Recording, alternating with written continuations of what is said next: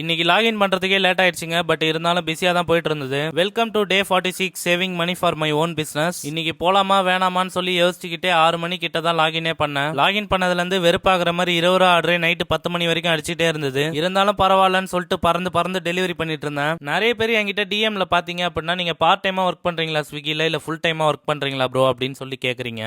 ஆக்சுவலா பாத்தீங்கன்னா நான் ஃபுல் டைமா வேற ஒரு இடத்துல ஒர்க் பண்ணிட்டு இருக்கேன். இதை பார்ட் டைமா தான் பண்ணிட்டு இருக்கேன். பார்ட் டைம்ல ஒர்க் பண்ற மணியை சேவ் பண்ணி பிசினஸ் ஸ்டார்ட் பண்றதா நம்மளோட லட்சியம். நைட் ஒரு 9 o'clock போல ஒரு ஆர்டர் வந்துச்சு. ரெஸ்டாரண்ட்ல பிக் பண்ணலாம்னு போனா ரெஸ்டாரண்ட் க்ளோஸ்ல இருக்கு. உடனே பாத்தீங்க அப்படின்னா கஸ்டமர் கேருக்கு கம்ப்ளைண்ட் ரைஸ் பண்ணி ரெஸ்டாரண்ட் க்ளோஸ்ல இருக்கு அப்படின்னு சொல்லிட்டு சொன்னேன். சரின்னு சொல்லிட்டு அவங்க கேன்சல் பண்ணி கொடுத்துட்டாங்க. இன்னைக்கு நம்ம 6 hours 15 minutes லாகின்ல இருந்து 591 rupees earn பண்ணிருக்கோம். இன்னைக்கு இன்சென்டிவ் எவ்வளவு பாத்தீங்க அப்படின்னா 15 hours கம்ப்ளீட் பண்ணதுனால 150 rupees இன்சென்டிவ் கொடுத்துருக்காங்க. கிலோமீட்டர்னு பாத்தீங்க அப்படின்னா 67 கிலோமீட்டர் டெலிவரி பண்ணிருக்கோம். அதுக்கு பெட்ரோல் ஒரு 130 rupees போச்சு. ஓல்டு பேலன்ஸ் 12,764 கூட 461 ஆட் பண்ணோம் அப்படின்னா 13,225 rupees கரண்ட் சேவிங்.